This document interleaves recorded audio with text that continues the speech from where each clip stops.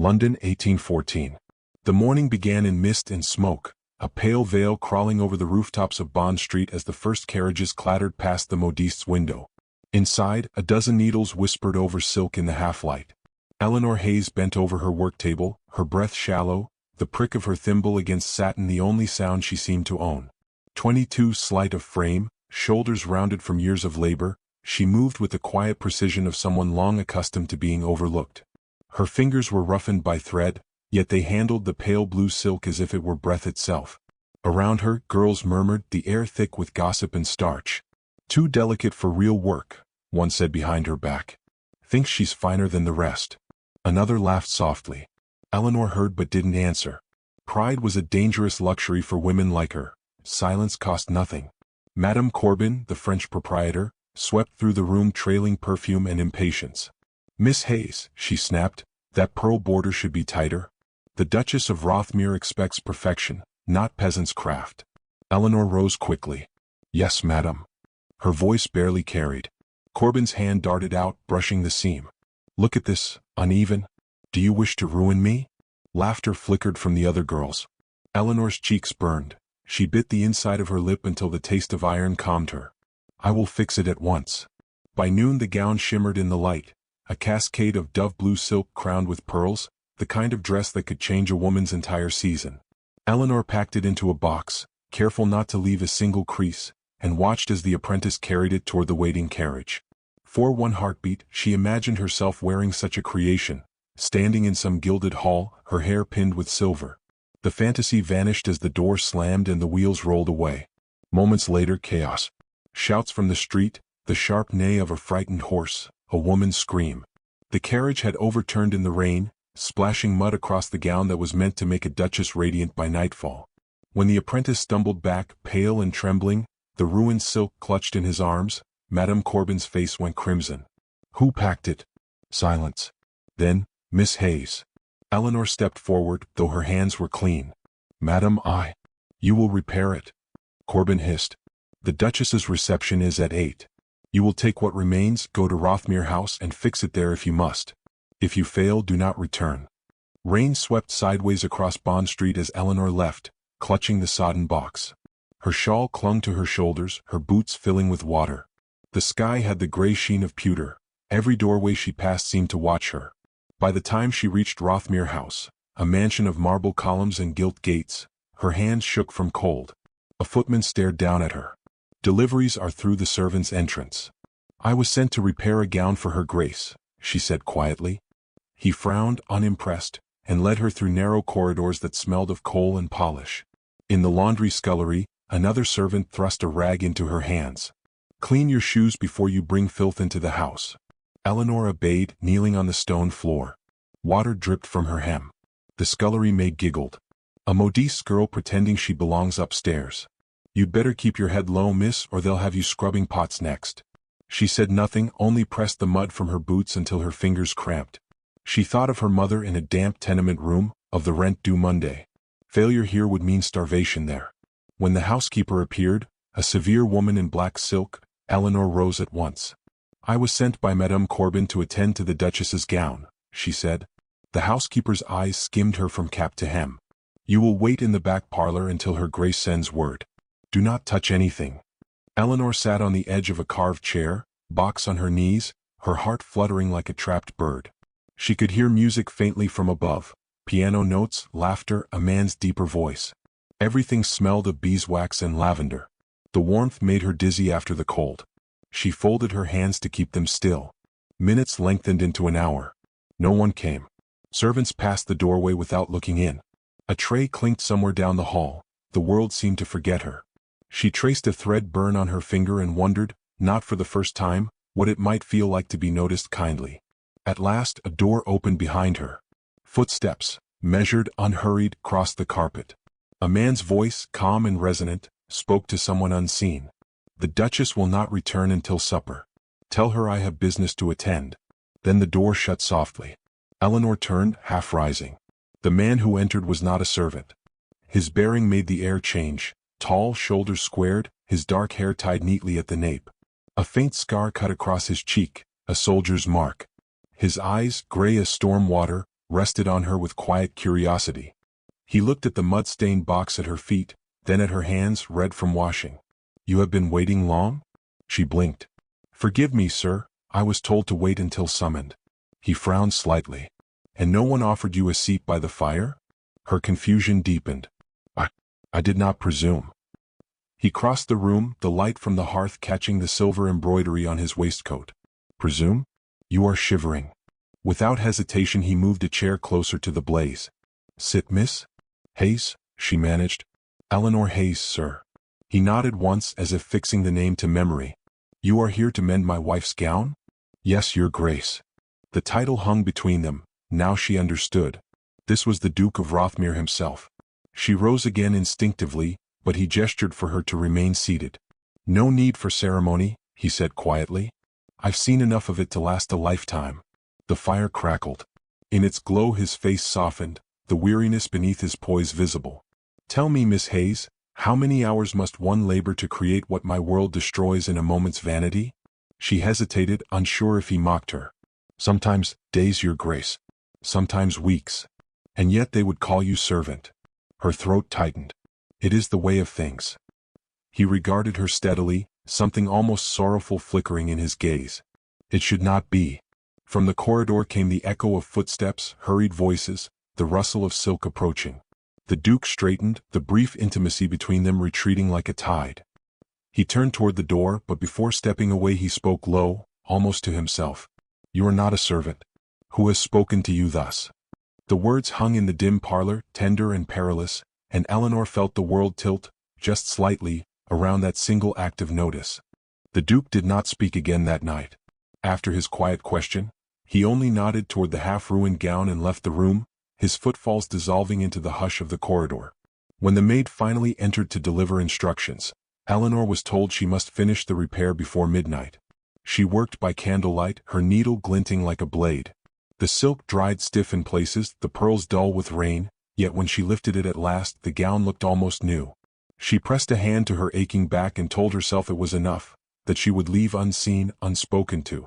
But when she stepped into the hall, he was there again, standing near the fire as though he had not moved at all. "You worked the miracle," he said. His tone was quiet, almost formal, but his gaze lingered on her raw fingertips. "My house treats you as they treat all who labor unseen.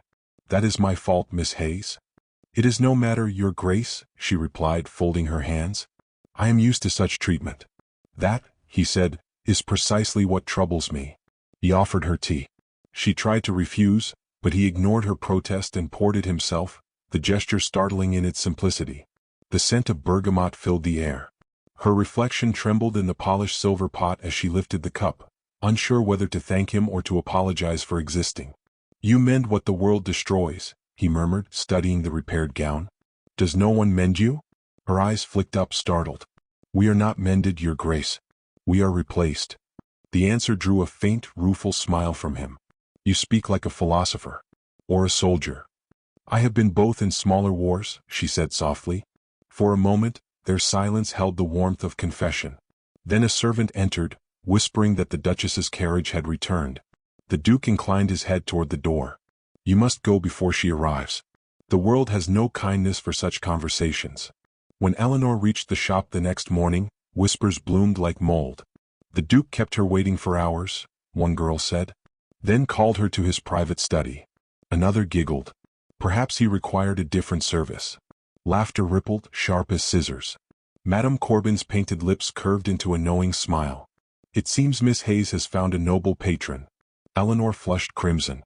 "Nothing improper occurred, madam." Corbin tapped her fan against the table. "It rarely needs to. Appearances suffice." That afternoon, as she stitched in silence, a messenger arrived with a small velvet pouch.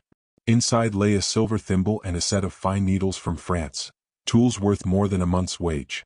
The girls gathered round, awed and envious. "A love token," someone breathed. Eleanor's hands trembled. "It cannot be." Corbin snatched the pouch, examined the crest stamped in wax. "Rothmere," she said coldly. "So it seems the Duke confirms the rumor himself." By evening no one spoke to her. Her stool was moved to the far corner, her share of commissions quietly reduced. When she walked home through the fog, children called after her, repeating words they'd overheard from their mothers, kept woman Taylor's fancy.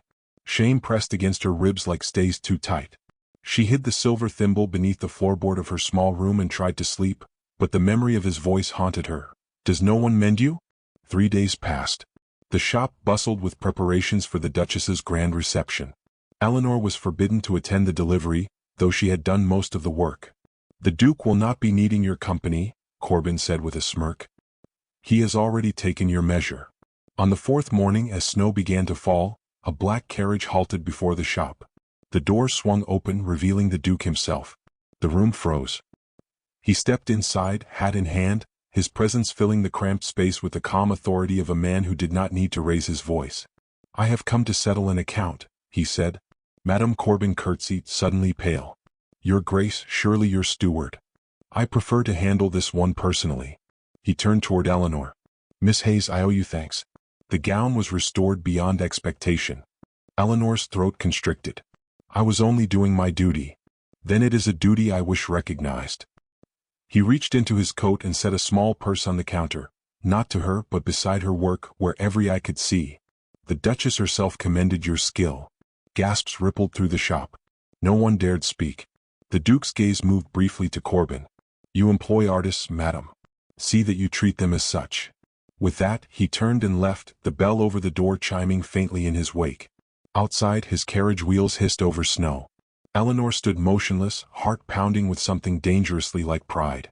But pride, in her world, was swiftly punished. By dusk, the whispers had become poison. Clients sent word they would no longer be dressed by a house that employed the Duke's seamstress. Corbin's temper returned with vengeance. "You will take your scandal elsewhere," she hissed, throwing the silver thimble onto the floor at Eleanor's feet. "My reputation will not be ruined for a girl who forgets her station." Eleanor gathered the thimble in her shaking hands. "I have forgotten nothing, madam. It is the world that forgets we are human." She was dismissed before nightfall. Snow turned to sleet as she walked home, the wind biting through her cloak. Shop windows glowed with candles. Laughter drifted from taverns. She passed them unseen, clutching the velvet pouch. In the distance, church bells told the hour. She reached her lodging and climbed the narrow stairs, pausing when she saw a shadow on her landing. A woman waited there, slender, severe, cloaked in gray. Her eyes were dark, her gloved hand resting lightly on the rail. "Miss Hayes?" Eleanor nodded, wary. "I serve the Duchess of Rothmere," the woman said. "I was told to warn you." "Of what?" The maid glanced over her shoulder as if afraid of being followed. "You do not understand the peril of being noticed by a man of his rank. The Duchess knows your name. She intends to destroy it." Eleanor's breath caught. "I have done nothing wrong." "In this city," the maid said softly, "a woman's innocence is the least of her protections." Then she was gone, footsteps swallowed by the stairwell's echo. Eleanor stood alone, the silver thimble glinting faintly in her palm.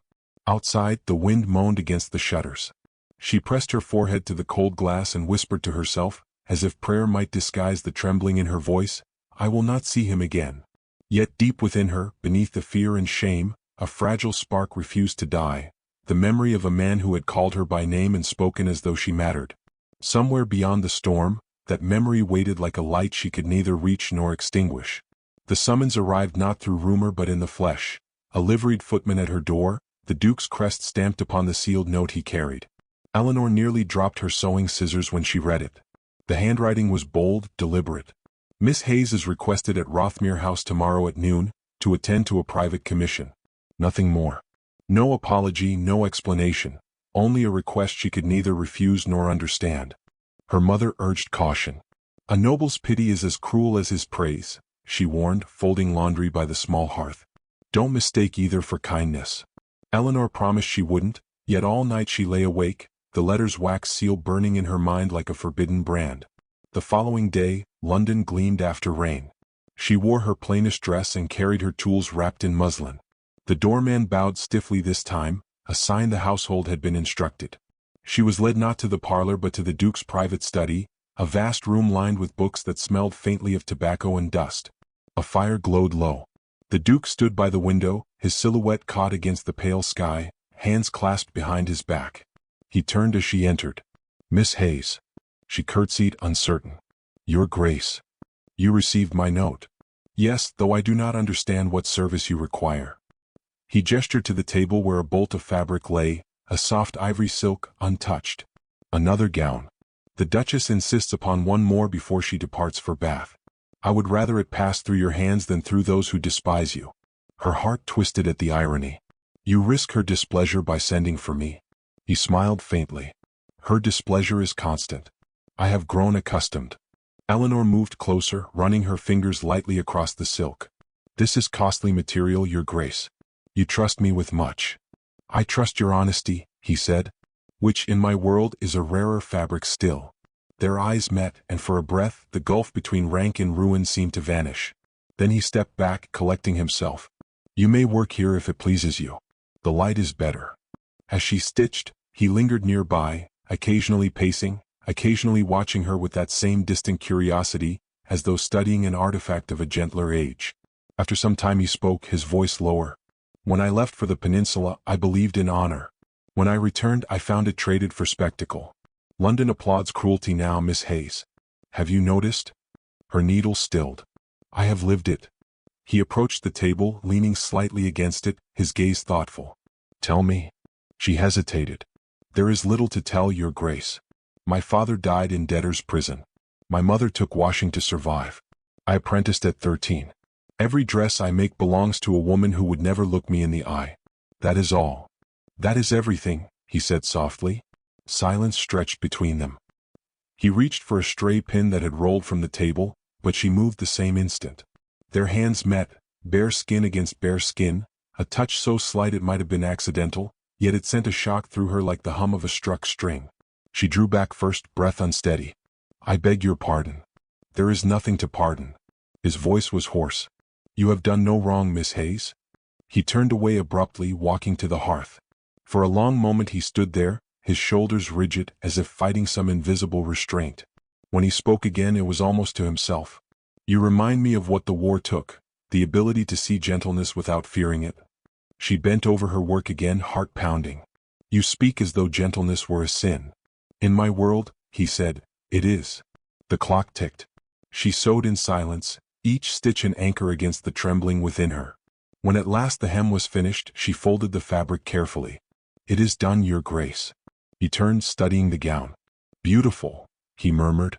And yet you never sign your work. She looked up, puzzled. It is not custom for a seamstress. Then let it be, he said, surprising her. Sign it with a single hidden stitch, your mark, somewhere unseen. I would have one thing in this house that bears your name. She shook her head quickly. If anyone discovered, then they would know that beauty requires courage. His words hung in the air, charged with something neither dared name. She gathered her tools, trying to steady her voice. You should not speak so to me, Your Grace. Should not, he echoed. Yet I find I do. Before she could answer, the door creaked open.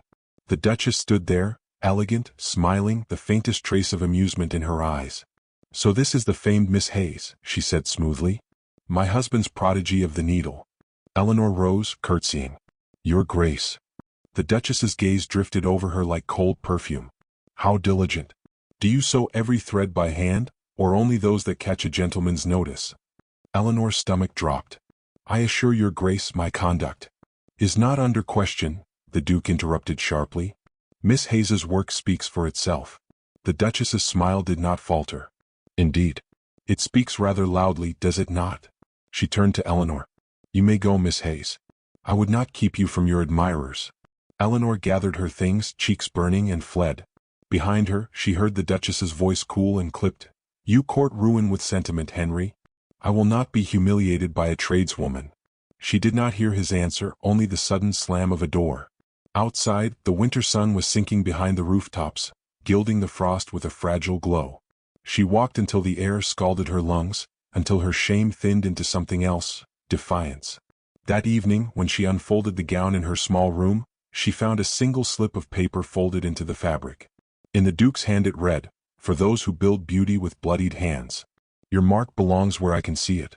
Her fingers trembled as she tucked a tiny embroidered initial into the hem, one no Duchess would ever notice. She should have burned the note, but instead she pressed it between the pages of her Bible, where only her heart could read it. Outside, snow began to fall again, soft and soundless, cloaking the city in secrecy. Eleanor sat by the fading firelight, the letters ink glinting faintly. She told herself it was nothing, only gratitude, only folly. Yet as the wind rattled the window panes, a truth she dared not name whispered through her mind. He had crossed a line no gentleman ever should, and she, poor foolish seamstress, had not wished him back across it. Rumor in London spread faster than frost over glass. Within a week, Eleanor's name was whispered in every drawing room that mattered. The Duke of Rothmere's seamstress, his protégé, some said, his distraction, others claimed. It hardly mattered which, for the consequence was the same. She was ruined without having sinned. Clients withdrew their orders, shopkeepers avoided her gaze. Even her landlord, a weary widow once sympathetic, asked her to leave quietly so the other tenants might not complain. Eleanor packed her needles and spools into a small wooden case, her mother's sigh the only sound in the room. "You should never have gone back there," the woman murmured, folding a worn shawl. "Gentlemen are kind until the world is watching." "I believed he meant no harm," Eleanor whispered. "And perhaps he didn't," her mother said softly. "But his mercy cost you your peace." Snow fell steadily as she left, muffling the city's clamor. She took shelter in a churchyard, sitting beneath the bare branches of an ash tree. The silver thimble glinted in her palm, heavy as gilt. Each choice she had made had been simple, necessary, and yet each one had drawn her further into a world she was never meant to enter. That evening the storm worsened. She returned home only to find the Duke's carriage waiting at the corner, lanterns flickering through the veil of snow. The door opened and he stepped out, hatless, his coat unbuttoned, his hair damp with melting flakes. "Miss Hayes," he called gently, his breath forming clouds in the air. "Please." "A moment." Her heart clenched. "You should not be here, Your Grace. I should have come sooner. I beg you leave me be. The city already believes. That I favor you? Let them. It is truth enough." The word struck her like a slap. "Do you wish to see me destroyed?" "I wish," he said, stepping closer, "to see justice done. You are being punished for my kindness. That I cannot allow." "Kindness?" she echoed bitterly. "You call this kindness?" He winced, the snow gathering on his shoulders. "If I could silence them, I would. But power only feeds their curiosity." "Then use it differently," she said, trembling. "Use it to leave me in peace." Her voice cracked on the last word. For a long moment neither moved. Then quietly he offered his gloved hand. "Come with me. Let me prove that not all nobility hides cruelty." Against reason she followed. Inside the carriage, the warmth was suffocating. The lamps burned low, casting amber halos on the velvet interior. He watched her as though afraid she might vanish. "There is a ball this evening," he said. "The Duchess will attend. So will every tongue that has slandered you. I mean for them to see the truth." Eleanor's pulse quickened. "What truth?" "That I owe my respect to whom it is due, not to whom society commands. Your Grace, if you appear with me they will call it seduction. They will call me worse. Let them speak. They have never been silent." The carriage rolled toward Grosvenor Square, wheels hissing through slush. Eleanor stared out the window, the city sliding past like a fading dream. She tried to summon outrage, fear, anything but the terrible ache blooming inside her chest.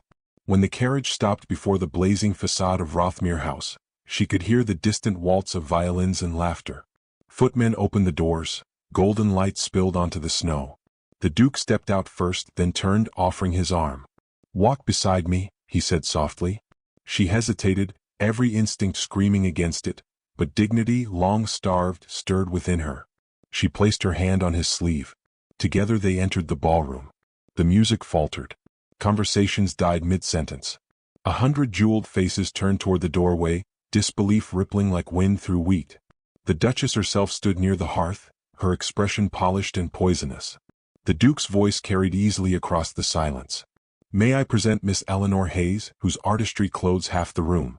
A murmur of shock followed, quickly replaced by brittle laughter. Someone whispered, "Artistry, is it? That's a generous word." Eleanor stood motionless, her pulse a drumbeat in her ears. The Duchess approached, her gown gleaming like spilled champagne. "How very bold, Henry," she said, lips curved in a smile that did not reach her eyes. "You've outdone yourself. Even for charity this is inventive." He inclined his head. "It is not charity. It is acknowledgement." Her gaze flicked to Eleanor. "And what does acknowledgement cost these days? A title? A bed?" Gasps broke out. Eleanor's vision blurred. Shame rose like heat under her skin. Before she could speak, the Duke's voice cut through the room, low but edged with steel. "You forget yourself, madam. Miss Hayes has given more dignity to this house with a needle than society has with all its manners." A stunned silence followed.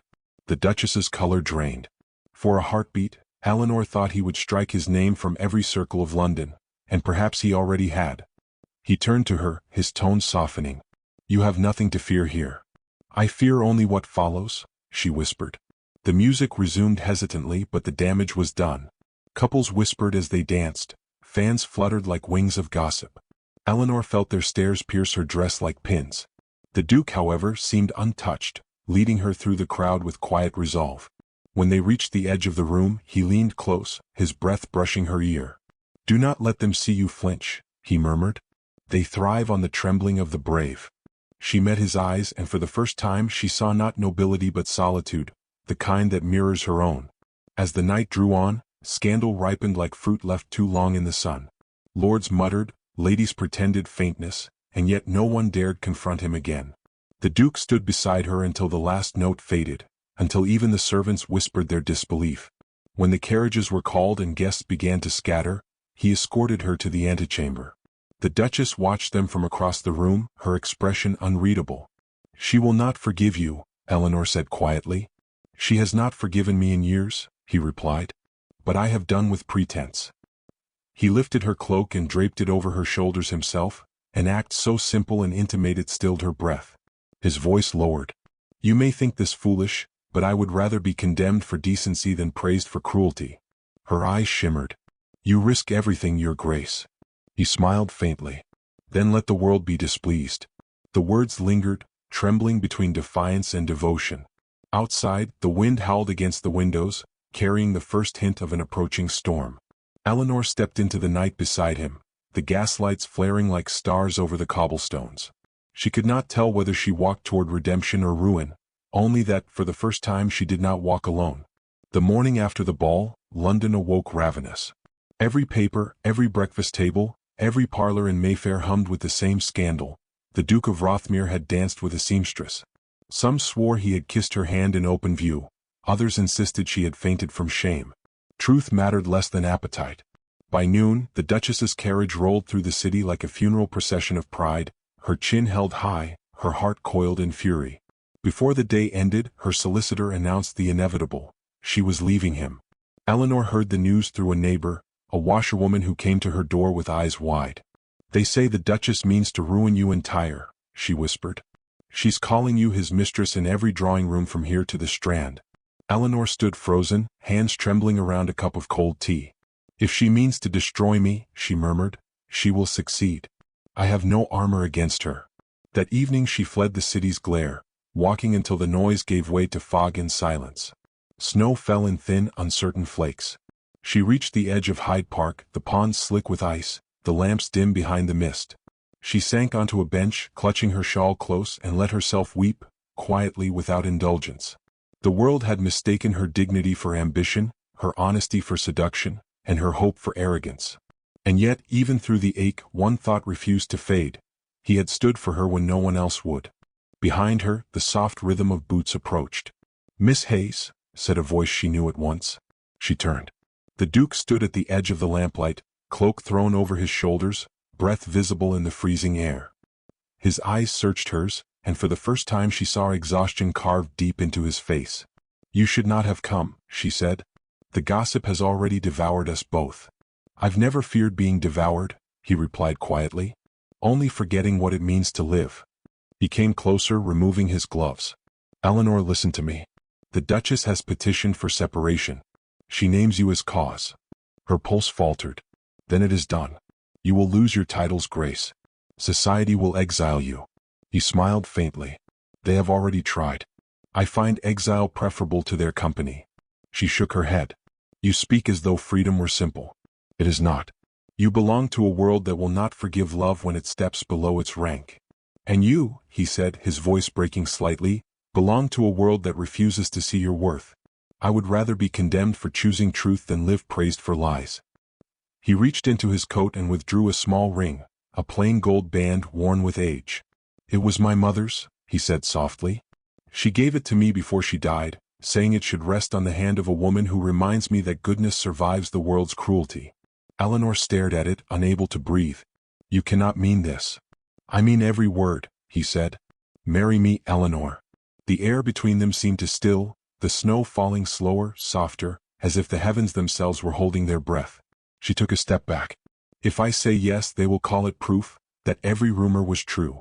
If you say yes, he answered, we will give rumor nothing left to feed on but envy. Her throat closed. Your Grace, I am not fit to be a duchess. I do not speak as they do, nor move as they do. I would shame you. You already shame them, he said, his eyes fierce. That is why they hate you. A sob caught in her chest. You would trade your house, your standing, for a woman the world has already discarded? He reached for her hands, holding them between his, warming her frozen fingers with his breath. I would trade the world itself to see you walk without bowing your head. For a moment she could not answer. Then she said very softly, and if I ruin you? He smiled, a weary, tender thing. Then ruin will have been worth it. She closed her eyes, and in that silence, the years of restraint, shame, and quiet endurance finally broke. Tears slipped down her face, but she was no longer trembling. Then I will not let you walk alone, she whispered. When she opened her eyes, he was already on one knee in the snow, the ring gleaming faintly in the gaslight. The wind lifted the edge of his cloak, flakes gathered on his dark hair.